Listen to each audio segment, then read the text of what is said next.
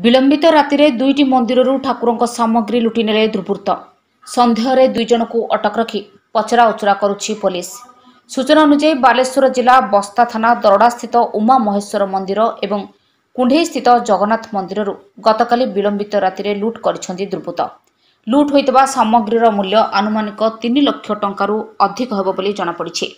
आमर एटा आम दरडार एटा शिव मंदिर एथिरे तो पाखापाखि 2 लाख रु 2.5 लाख भीतर टंका चोरी होइछि। ये आमरी पंचायत कुंडेई गोटे जगन्नाथ मंदिर थिला या पूर्व मध्य चोरी होता। एबे गला काली राति रे सेटर पुणी सेठी पाखापाखि 70-75 हजार जिनस चोरी हो जाइछि। अनुमान तो आम न देखिछु किछि कहवा कथा नाही, किंतु घन घन बारंबार एई भलिया होउछि।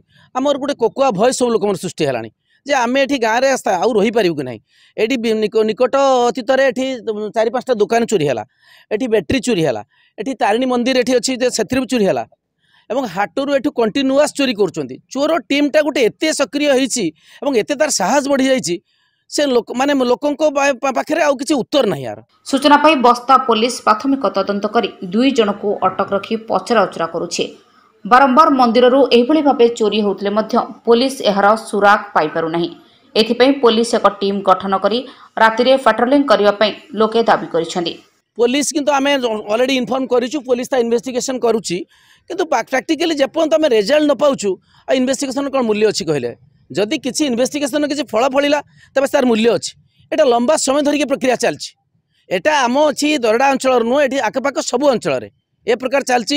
एठी एठी आम ये हाटटारू बारंबार चोरी होउछि, बाइक चोरी होउछि, मोटरसाइकिल आम साइकिल चोरी होउछि, मोबाइल चोरी होउछि।